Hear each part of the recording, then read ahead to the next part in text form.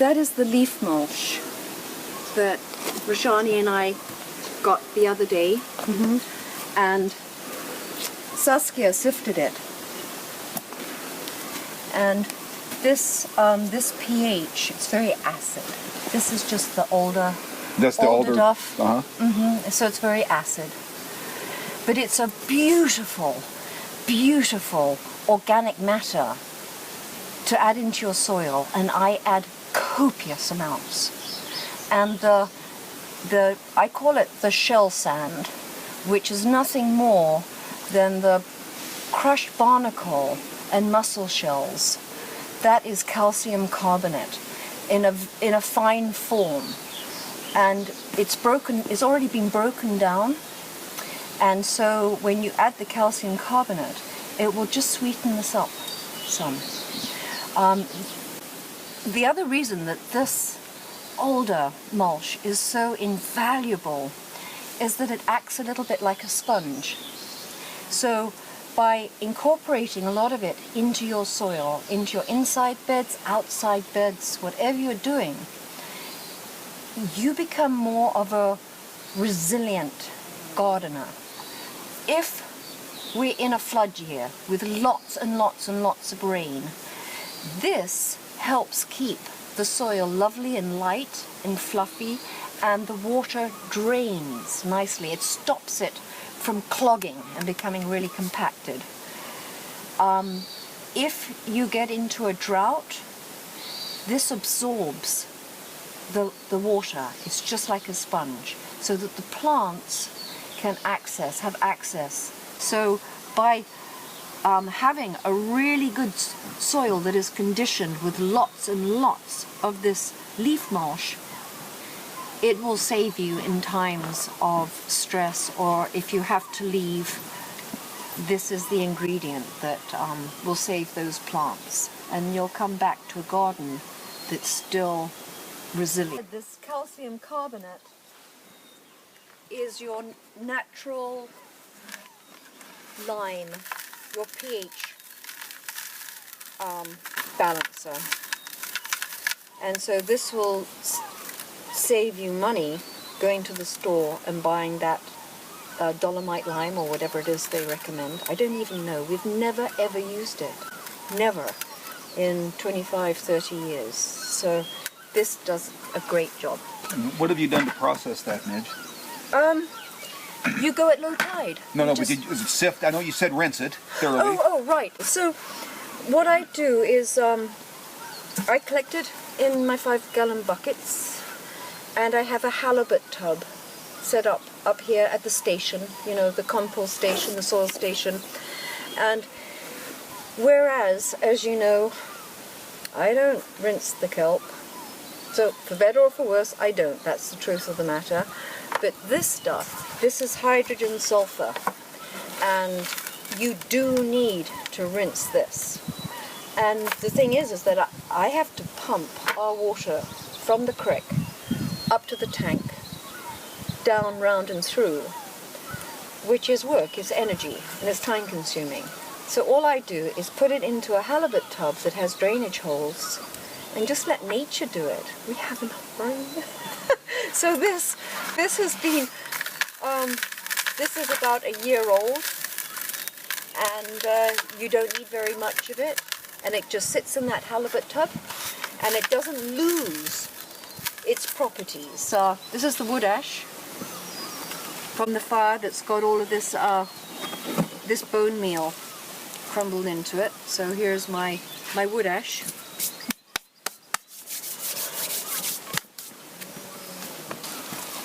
What you have in regards to when that volcano went off and the volcanic ash, I don't know if you have pockets of this.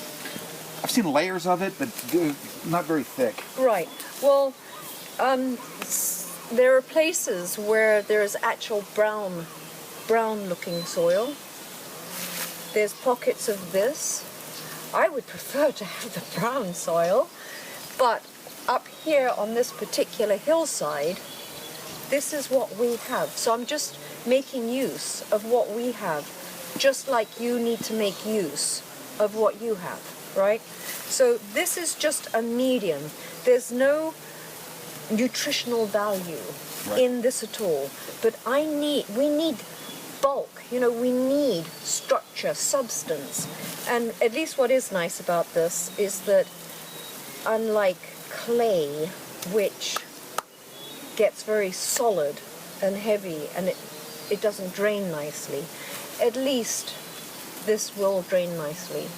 So I'm using this because this is what we have, and I just dug a hole to put a berry plant in, and that's it. So terribly easy. Terribly easy.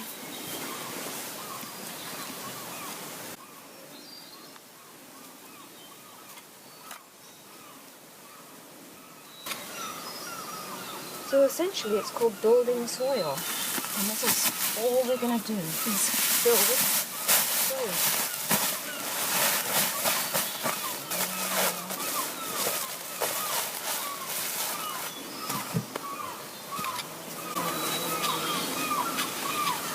Neighbours are making use of the fine weather.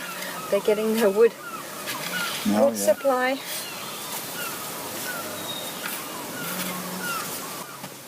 Beach peat.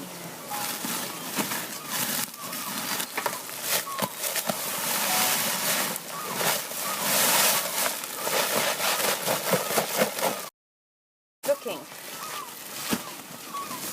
for your beach peat. This is it gathered naturally from the beach. It's already broken up, all in all the different kelps. That is good quality beach peat. And you harvest it just like this. Just like this. So this comes from the high tide, the big high tide windrow, and this one comes from the band that is just a little bit lower. Oh, that looks gorgeous. And it's gathered just like this off the. Look how light and fluffy it is. That is beach peat.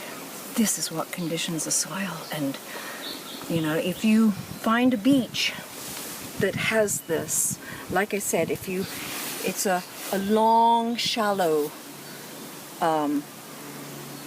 kind of gradient cove where there's all sorts of seaweeds further out, and then at the right storm it will pick up the eelgrass, the popweed, the porphyra, all the different seaweeds, and it'll keep rolling and breaking it up all the way. And Kelson Bay is a perfect example.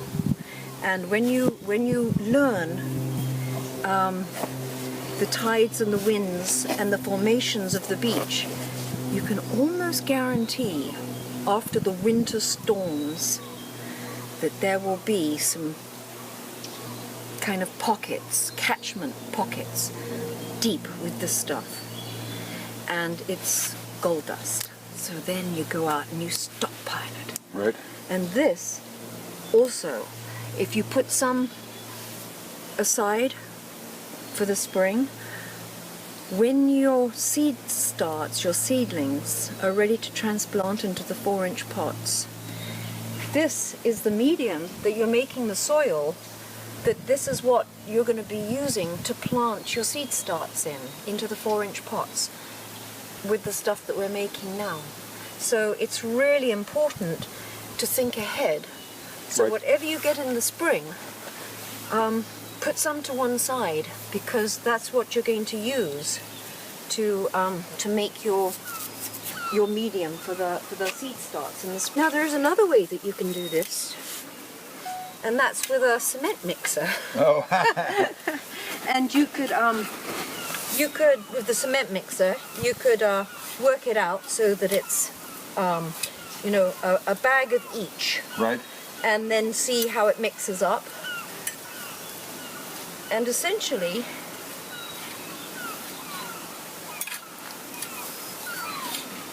you will get a feel as it gets mixed, to how much you need of any other one thing.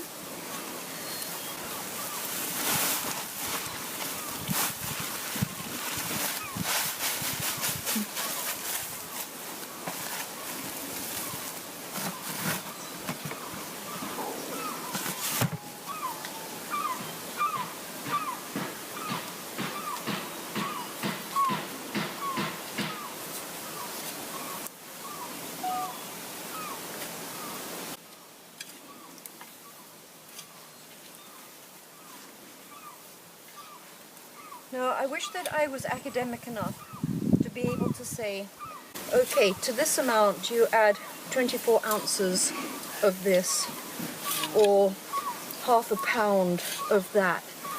I'm not academic enough. I just know by the look, the color. This is kind of cooking on some kind of scale, sort of, you know, building a meal. And this has got the bone. You see how it crumbles? Mm-hmm.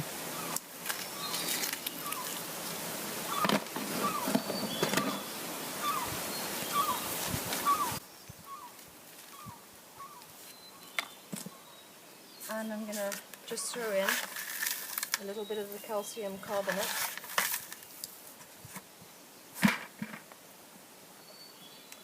Which one is that? Peat.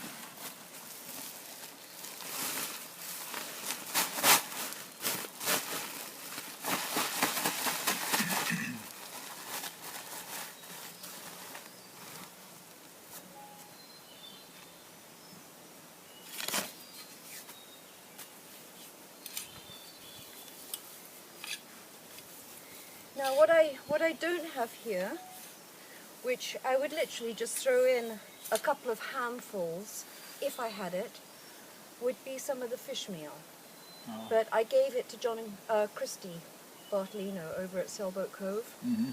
So, but it didn't matter because I've got so much compost that when I fill the bed, you know, whatever bed I'm making with this, and whatever young plant starts, they're so small, they don't need hardly any food at all.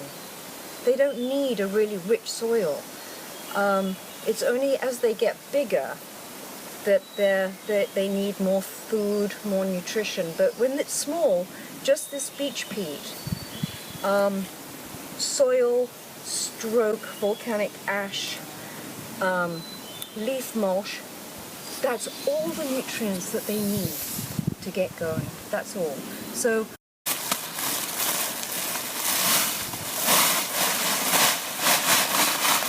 I think that this will be it for the blend. We've added the wood ash. I just hit a couple of big old handfuls of biochar, and that goes into the mix. The last step with this was just incorporating the biochar. Now look at the color of the soil now, with all of that beach peat, and it's turning into a lovely rich soil, and it feels to fill your beds with this. It's very light, it's very clean, and then you side dress it with a nice heavy layer of compost. Then when you harvest that vegetable, you come along with your fork and you just turn it in like that. Just the top layer? Just the top layer, just like that. Oh my gosh, this feels and so that's nice. And that's how you condition your soil, by adding copious amounts of organic material. All right, let's go up and have a look at just two beds up here. This one, I built this about a month ago, and literally did exactly the same thing, and threw it in, threw the vegetables in, and it's going. And they will do just fine. It's virgin soil, and I'm just about ready now to take some compost and just to side side dress now. Okay. Because now they're getting up to size that they're wanting more nutrients. So, alright, we come along here. Have a dig in here and feel that soil. Feel how rich it is. Mm-hmm. And these plants will take off and do absolutely great in here. I've added the compost. It's got